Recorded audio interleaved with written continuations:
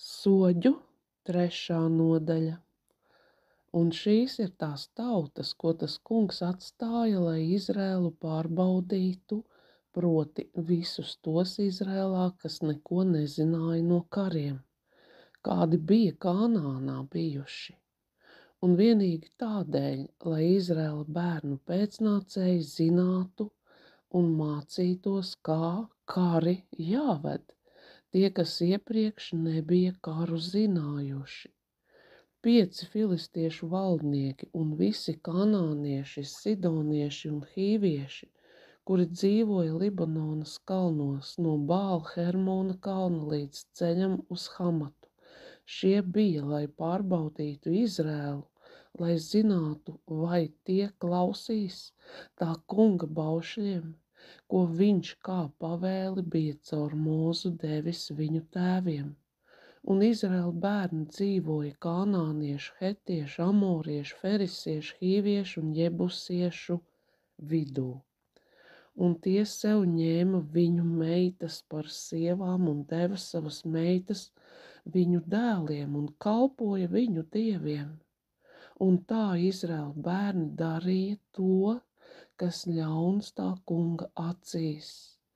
Un viņi aizmirsa to kungu savu dievu un kalpoja Bāliem un Ašērām. Tad tā kunga dusmas iedegās pret Izrēlu, un viņš tos nodeva Kušana Rišataima rokā, kas bija Mezopotāmijas ķēniņš, un Izrēla bērni kalpoja Kušana Rišataimam 8 gadus. Tad Izraēla bērni piesauca to kungu, un tas kungs lika celties no Izraēla bērniem glābējam Otnielam, Kāleba jaunākā brāļa, Kenasa dēlam, kas tos izglāba. Un tā kunga gars tika viņam dots, viņš bija soģis Izrēlā, un viņš izgāja karot, un tas kungs nodeva viņa rokā Kušana Rišataimu, Mezopotāmijas ķēniņu. Un viņa roka smagi uzgulās Kušana Rišataimam. Tad zemē bija miers 40 gadus. Tad Otniels, Kenasa dēls, nomira. Bet Izraēla bērni joprojām darīja to, kas bija ļauns tā kunga acīs. Tad tas kungs pastiprināja Eglona, Moāba ķēniņa varu pār Izrēlu, tāpēc, ka tie darīja to, kas bija ļauns tā kunga acīs. Un viņš sapulcināja pie sevis Amonu bērnus un Amaleku, cēlās un sakāva Izrēlu, un viņi ieņēma Temarimu. Un Izrēla bērni kalpoja Eglonam, Moāba ķēniņam 18 gadus. Tad Izrēla bērni piesauca to kungu, un tas kungs lika celties no viņiem glābējam Ehudam un Geras dēlam no Beņamīna cilts. Šis vīrs bija kreilis, un Izrēla bērni caur viņu sūtīja nodevas Eglonam, Moāba ķēniņam. Un Ehuds sev izkala apus griezīgu zobenu, olekti garu, un viņš to apjoza zem savām drēbēm pie savas labās puses gurniem. Un viņš nonesa Eglonam, Moāba ķēniņam nodevas, bet Eglons bija ļoti resns vīrs. Kad Ehuds bija nodevis nodevas, tad viņš atlaida ļaudis, kas bija nodevas nesuši. Bet viņš pats griezās atpakaļ no elku stabiem, kas ir Gilgalas tuvumā, un sacīja: man ir kāda slepena vēsts jānodod tev, ķēniņ, un tas sacīja klusu. Tad visi viņa kalpi, kuri ap viņu stāvēja, izgāja ārā.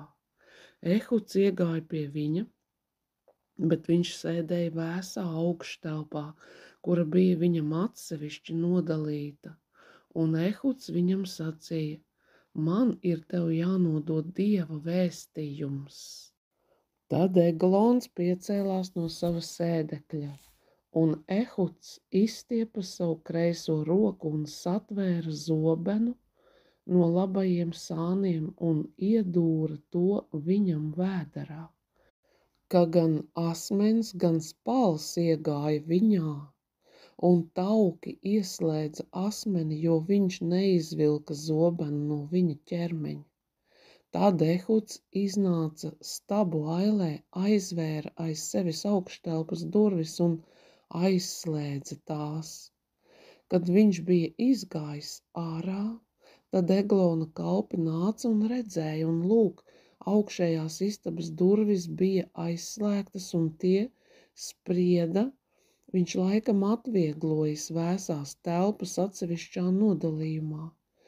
Viņi gaidīja diezgan ilgi, ka paši apkaunējās, un redzi, tomēr viņš neatvēra augštelpas durvis, tad tie ņēma atslēgu un atslēdza tās, un redzi, viņu kungs gulēja zemē, beigts.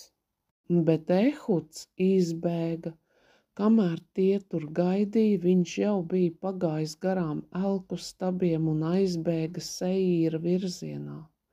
Un kad viņš tur nonāca, viņš pūta tauri Efraima kalnos, un Izraēla bērni devās lejup kopā ar viņu no Efraima kalniem, un viņš bija viņu priekšgalā.